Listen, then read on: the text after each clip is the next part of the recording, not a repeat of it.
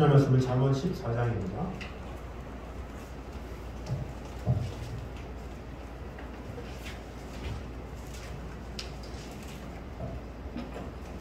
잠언 14장 15절부터 25절까지 말씀입니다.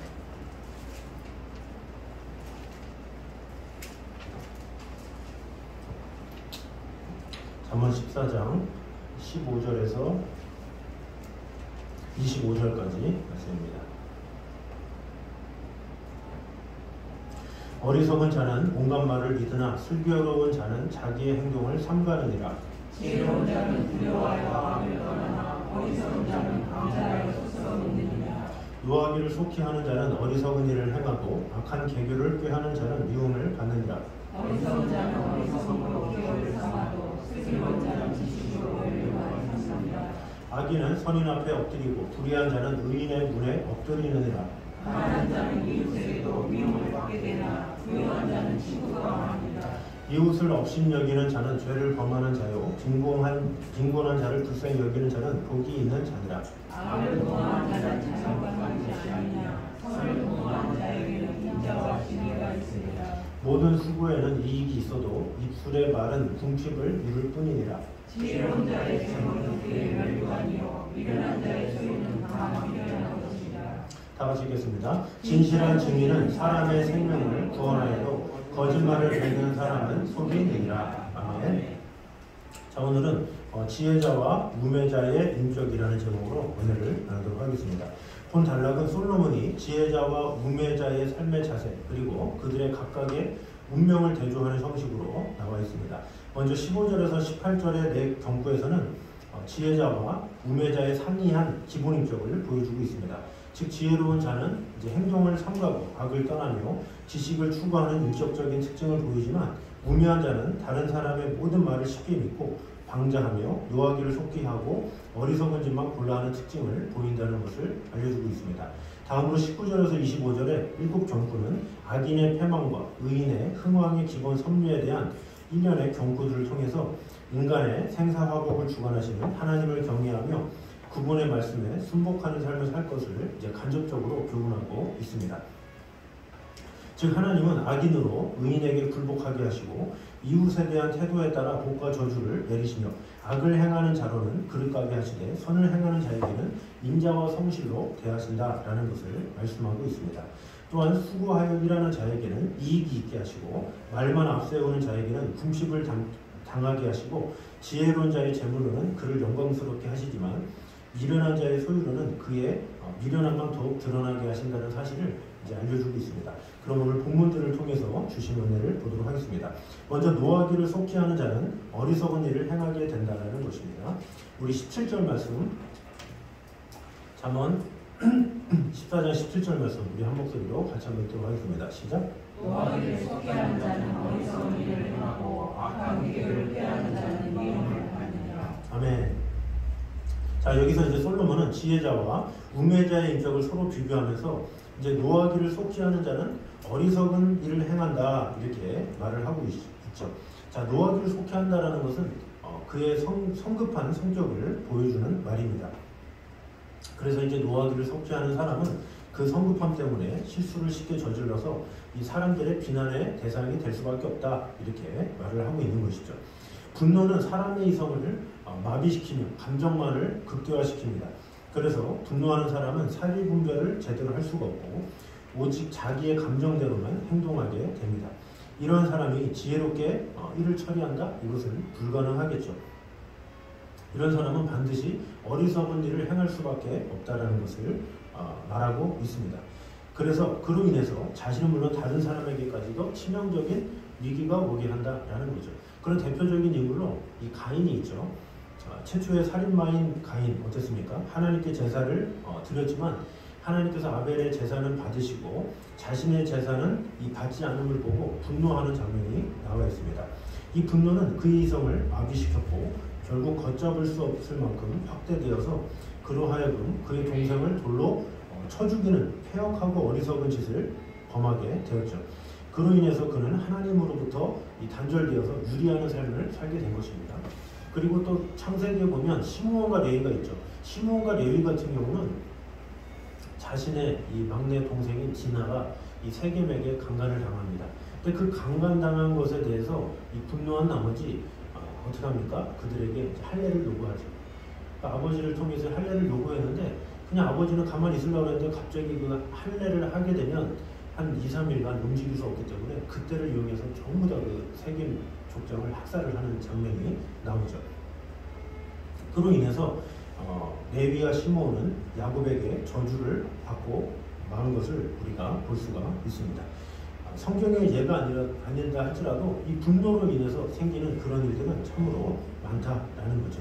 그래서 우리 주변에 일어나는 끔찍한 상해나 살인 사건을 보면 되게 사소한 것부터 이제 시작되는 경우가 많이 있죠. 뭐 주차에 대한 것이나 아니면 부부 간에 사소한 건데 그 사소한 것들이 크게 되어서 나중에는 그 감정을 다스리지 못해서 감정의 노예가 돼서 결국에는 인명을 살해하기도 하고 또 큰 사건을 저지르기도 하고 그런 일들이 많이 있다라는 거죠. 그래서 성경은 이처럼 속히 분노하는 것을 어리석은 자의 특징이다 이렇게 규정하고 있죠. 그래서 시편 37편 8절에 보면 분을 그치고 노를 버리라 불평하여 말라 행하게 치우칠 뿐이라 이렇게 말씀하고 있고 욥기 5장 2절에 보면 분노가 미련한 자를 죽이고 시기가 어리석은 자를 멸하느니라 이렇게 말씀하고 있죠. 그리고 잠언 16장 3절에도 노하기를 더디하는 자가 용사보다 낫고 자기의 마음을 다스리는 자가 성을 빼앗는 자보다 낫다 이렇게 말씀하고 있죠. 그러니까 이기는 자는 어떻습니까? 분노하는 자가 아니라 분노하기를 더디하는 자다라고 볼 수가 있습니다. 그래서 우리 또한 이 쉽게 분노하는 어리석음에 빠지지 말고 범사에 심사숙고하고 격한 감정이 일어날 때일수록 자신을 제어하고 추스리는 그 지혜롭게 일을 해결하는 것 그것이 필요하죠. 그래서 우리에게도 어떤 주위에 어떤 요소나 그런 나에게 화가 나게끔 하는 그런 일이 있다면 다시금 한숨을 쉬고 돌아보면서 뭔가 이렇게 한 템포를 늦춰가는 것 이것이 필요하죠. 그냥 내가 이렇게 즉흥적으로 하다가는 잘못된 판단을 할 때가 있어요. 그러니까 올바른 화라고 할지라도 그것이 상대에게 오히려 다침이 될 수 있다는 거죠. 뭔가 정의로운 것이다 할지라도 그것이 오히려 강하게 이렇게 강조가 되면 상대에게는 오히려 상처로 다가올 수 있다는 거죠. 그래서 우리는 내 마음이 추스러질 때까지 기다리고 한번 제어하고 이렇게 하는 습관 그것이 필요하죠. 되게 좀 정의로운 사람들은 되게 당장 내가 뭔가 해야 되고 뭐 이런 것 때문에 쉽게 이렇게 하는 경우가 있는데 그럴 때일수록 한 번 더 마음을 가다듬고 한 번 더 생각하고 내가 이렇게 말함으로써 또 내가 이렇게 행동함으로써 그르치는 일은 없는지 다시 한번 생각해야 된다는 거죠. 뭐 자녀에 대해서도 그렇고 내가 누구에게서 어떤 말을 할 때도 내 지금 당장에는 이런 마음이 생겨서 이렇게 하고 싶어도 다시 한번 생각하고 다시 한번 곱씹고 이렇게 하면 이 사람이 참 그래요. 이 지금 당장에는 못 참을 것 같고 막 빨리 말하고 싶고 뭔가 하는데 하루만 지나면 별일이 아닌 듯이 그냥 지나가는 경우가 있죠. 별일도 아니었는데 내가 왜 이렇게 흥분했지? 이런 경우가 있죠. 그래서 항상 무슨 일을 할 때나 내가 어떤 그런 것이 있을 때 누구를 만나는 것을 빨리 멀리하고 전화를 빨리 멀리하고 뭔가 내 마음이 이 마인드를 항상 하나님과 나와 이렇게 소통하면서 내 마음을 먼저 잘 다스리는 훈련 이것이 필요하죠. 대부분 본의 아니게 실수하는 경우가 많잖아요. 본의 아니게. 근데 사실 보면 범죄자들도 본의 아니게 하지 일부러 진짜 악의를 가진 범죄자들도 있지만 본의 아니게 하는 경우가 참 많아요. 그래서 저도 이전에 얘기했지만 이 감옥에 가면 그렇게 착한 사람들이 많다잖아요. 그렇게 온유하고 겸손하고 착한데 이 사람들이 한순간에 그걸 못 참아가지고 범죄를 하고 한순간에 그것 때문에 잘못된 실수를 해서 그렇게 감옥에 오랜 시간 있는 사람도 있다고 그러잖아요. 그러니까 그만큼 사람은 늘 실수가 많고 부족하다는 것을 우리가 인정을 하고 좀 마음을 다스리면서 이것을 통해서 어떤 일이 일어날지 많이 생각하고 심사숙고하고 이렇게 해야 될 필요가 있다라는 거죠. 그래서 지혜로운 자는 항상 한 번 더 생각하고 한 번 더 생각하고 이렇게 하는 것이겠죠. 그래서 우리는 즉흥적인 내 화를 그대로 표출하는 자가 아니라 한 번 더 삼키고 이렇게 마음속에 함으로 인해서 그것을 어떻게 해야 지혜롭게 할지 또 누구를 어떤 자녀에 대해서든 아니면 또 어떤 상황에 대해서 뭔가를 내가 말을 해야 될 때도 한 번 더 추스리면서 이렇게 하도록 하는 것 그것이 필요하겠죠. 그래서 우리 모두가 항상 하나님께서 주시는 이 감정을 온전히 하나님의 뜻 가운데 잘 다스림으로 말미암아 오히려 우리의 성품을 통해서 많은 이들에게 덕을 세우며 하나님의 사랑 안에 거하기를 힘쓰는 저를 되시기를 주님의 이름으로 축원합니다. 자, 두 번째는 선과 의는 악과 불의보다 강하다라는 것을 볼 수 있습니다.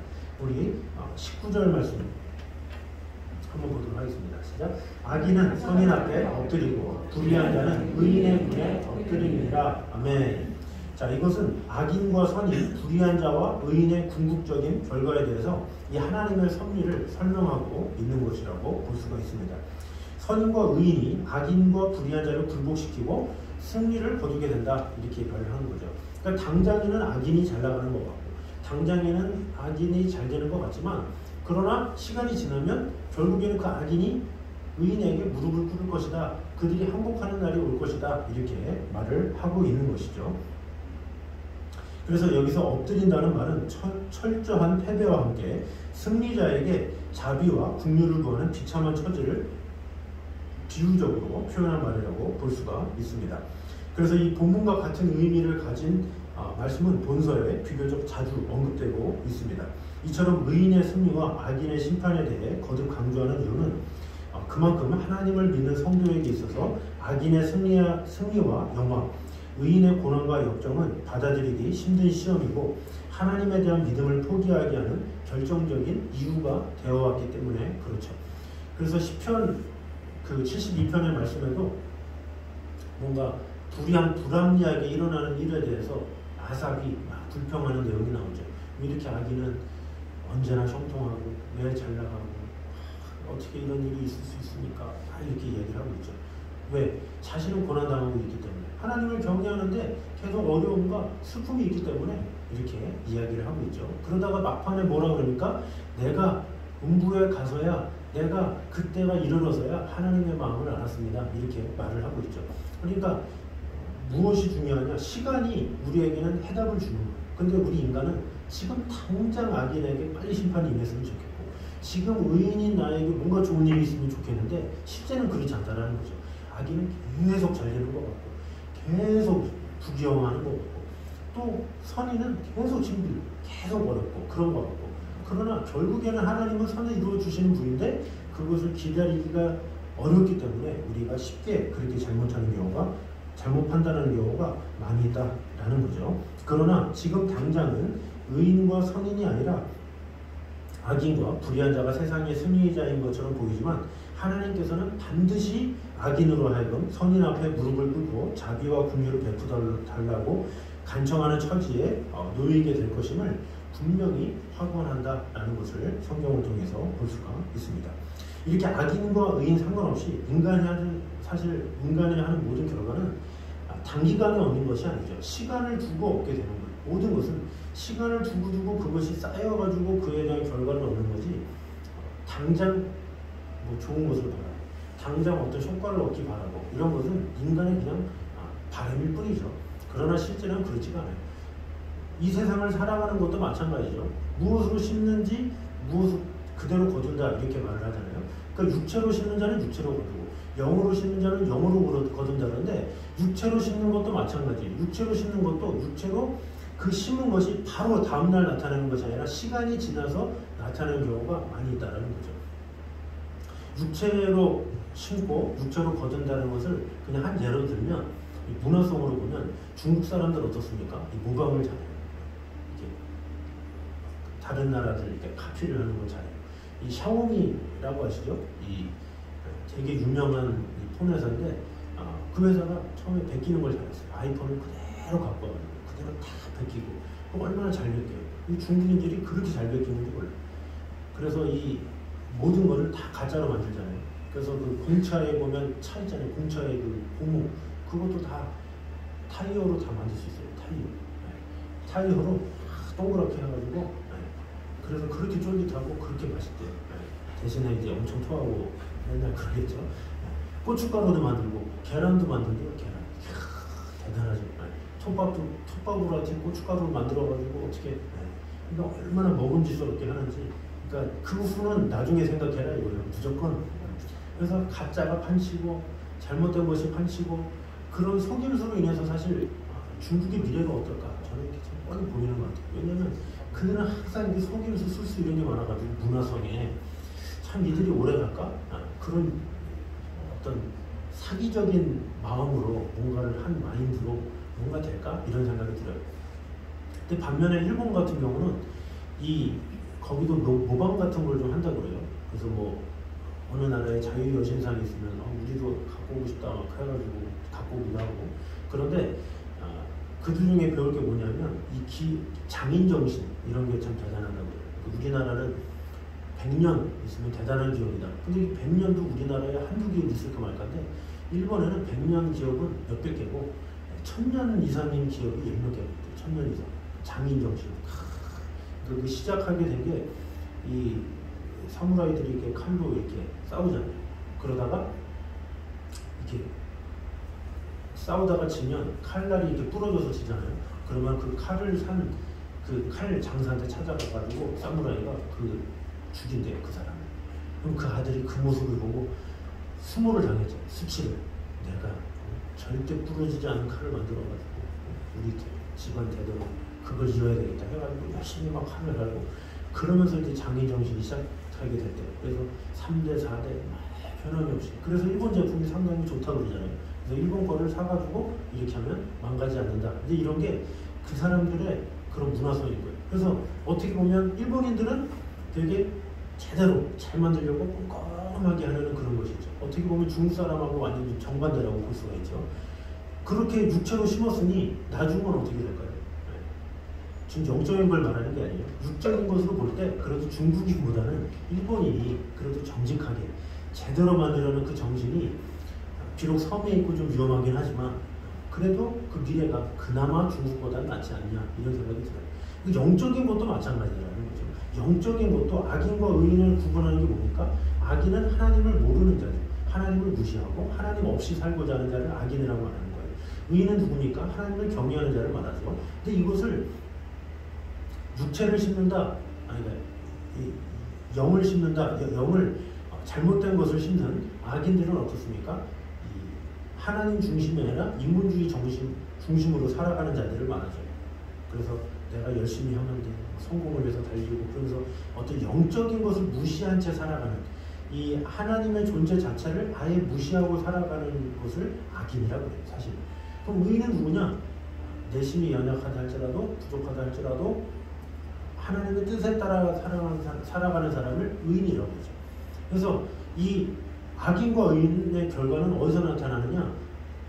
시간이 지나면서 나타나는 거죠. 지금 당장에는 안 나타나는데 내 때는 안 나타나더라도 그 후손에 일어날 때도 있고 그 후손에 나타날 때도 있다라는 거죠. 그 증거가 아브라함 같은 경우 그랬잖아요. 내가 너에게 바닷가의 모래와 같이 하늘의 별과 같이 내 자손을 편만하게 하리라 말했지만 막상 아브라함은 그 자식을 이삭만 보고 죽었잖아요.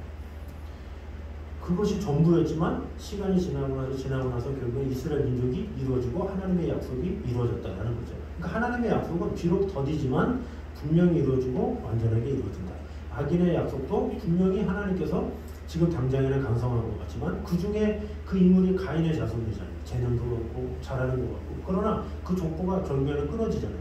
그래서 우리는 항상 하나님의 약속을 멀리 바라봐야지. 믿는 자는 멀리 바라볼 줄 알아야 돼.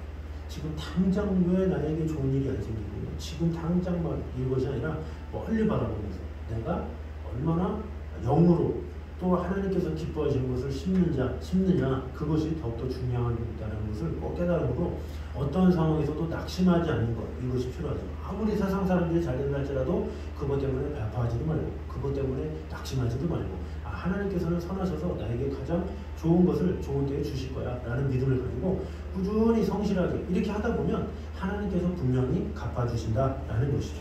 그래서 이 선과 의는 악과 불의보다 분명히 강한데 그 강한 결과는 지금 당장 보이지 않는다 할지라도 하나님께서 분명하게 갚아주신다라는 믿음을 가지고 그 약속을 믿고 나아가는 저와 여러분 되시기를 주님의 이름으로 축원합니다. 세 번째는 성도는 자기의 사유를 따라서 사람을 대우해서는 안 된다라는 사실을 볼 수가 있습니다. 20절 말씀 잠언 14장 20절 말씀 한번 보도록 하겠습니다. 시작. 가난한 자는 이웃에게도 미움을 받게 되나 부유한 자는 친구가 많으니라. 아멘. 자, 가난한 자는 이웃에게도 미움을 받게 되나 부유한 자는 친구가 많으니라. 이 말씀 보면 마치 뭐 가난한 자는 미움을 받고 뭐 부한 자는 뭐 친구가 많다. 되게 이렇게 차별하는 것처럼 이렇게 볼 수가 있죠. 마치 본문을 보면 그래서 뭐 가난한 자는 하나님의 축복도 받지 못하고 부한 자만 하나님의 축복받나 이렇게 생각할 수 있지만 그것이 아니라 여기서 말하고자 하는 뭐냐면 가난한 자가 이웃에게 미움을 받는 것은 가난한 자가 이웃에게 도움이 될 여지가 없잖아요.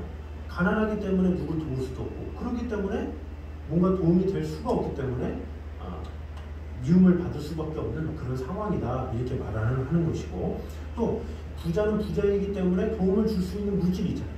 그렇기 때문에 친구가 많아질 수밖에 없다 이렇게 말을 하고 있는 것이죠.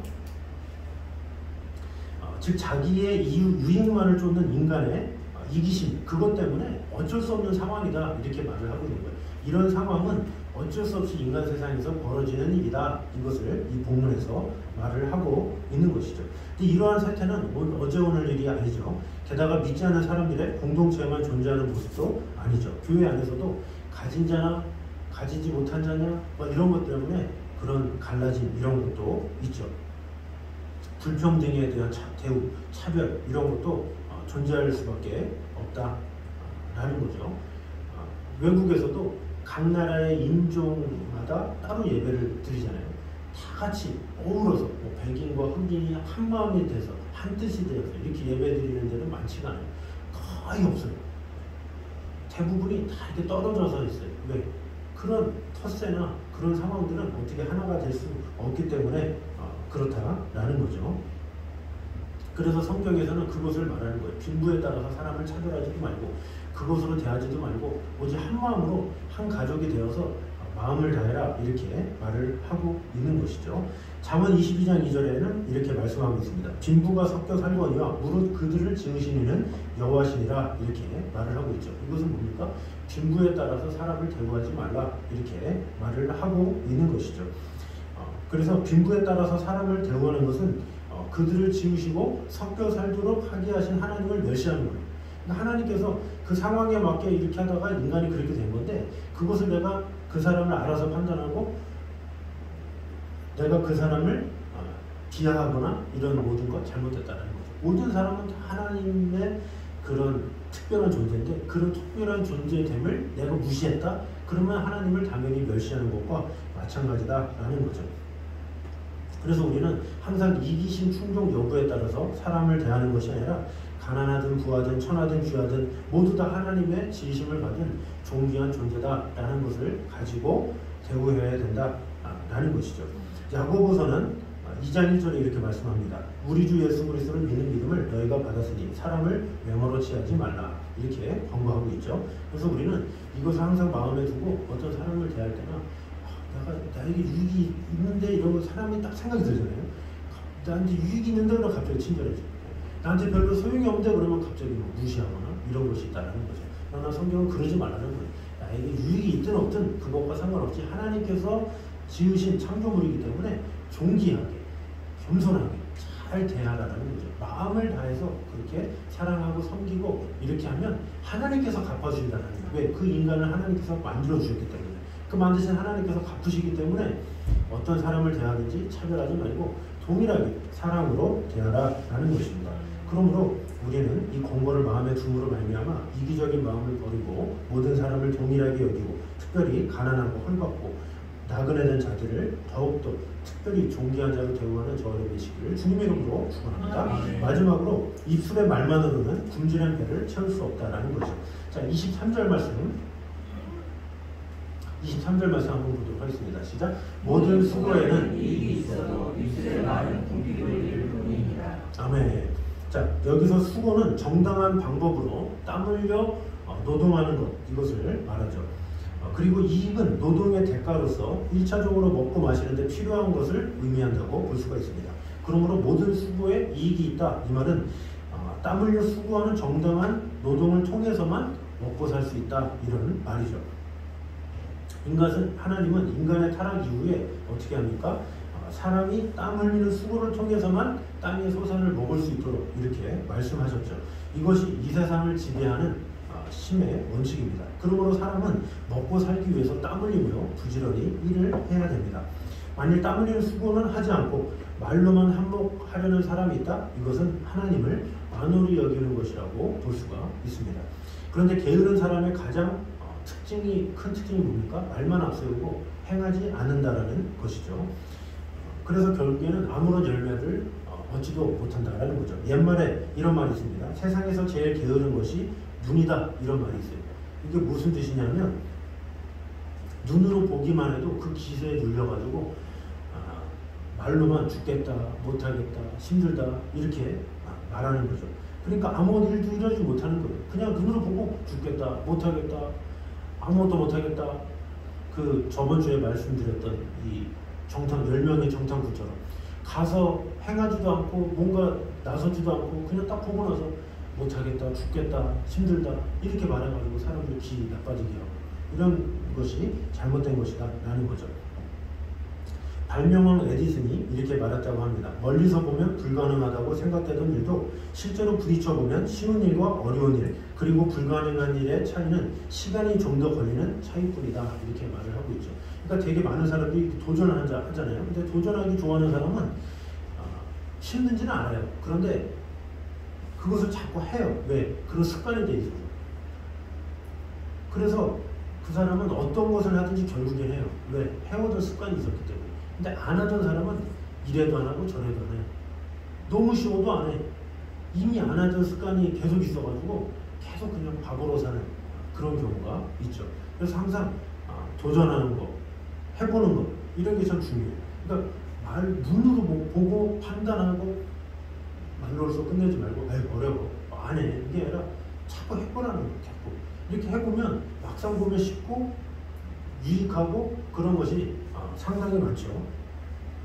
요즘에는 뭐 폰 같은 경우도 얼마나 유용합니까? 그걸로 뭐 영화도 볼 수 있고 이걸로 뭐 별의별 걸 다 할 수 있잖아요. 거래도 할 수 있고 많은 걸 할 수 있는데 에이 귀찮아. 그러면서 전화기는 막 아이폰 엄청 좋은 건데 통화만 하고 그런 경우 얼마나 많습니까? 하나도 뭐 활용도 하나도 못하고 그저 통화만 하고 문자조차도 힘들어하는 분이 있어요. 문자 뭘까? 그거 하냐고.